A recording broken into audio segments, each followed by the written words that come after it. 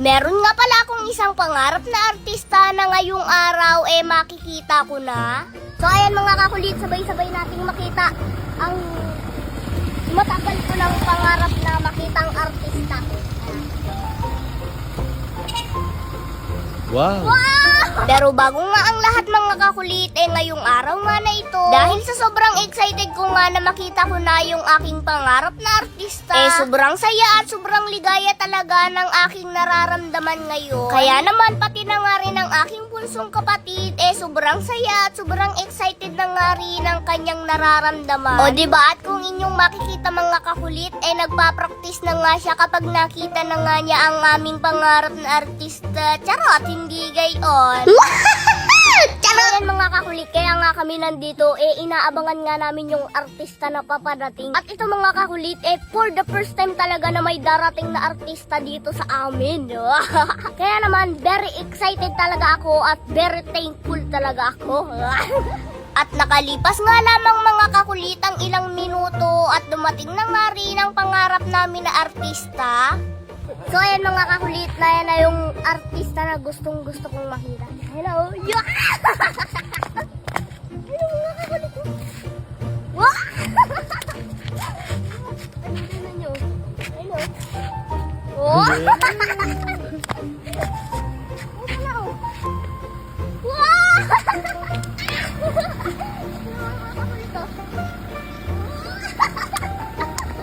Grabe mga kakulit, at nakikita ko pa nga lamang dun sa sinag ng bintana talagang napakagwapo na.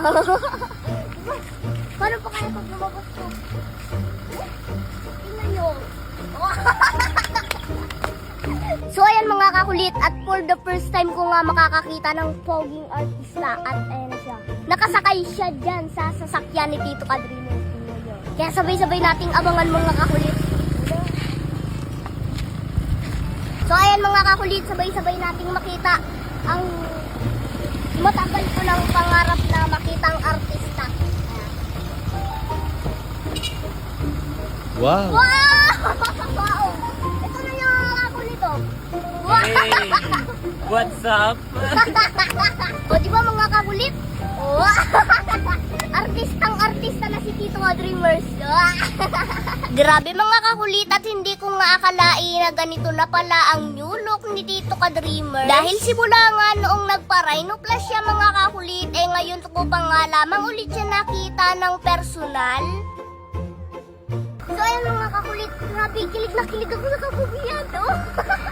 At nang makita ko nga mga kakulit si Tito Dreamers, talaga namang muntik ko na ngang hindi makilala. Dahil sa kanyang itsura na naging mala artista, o diba? Kaya naman ngayon, nakikita ko na nga mga kakulit yung magiging itsura ko kapag ako ay lumaki na charot, hindi gayon.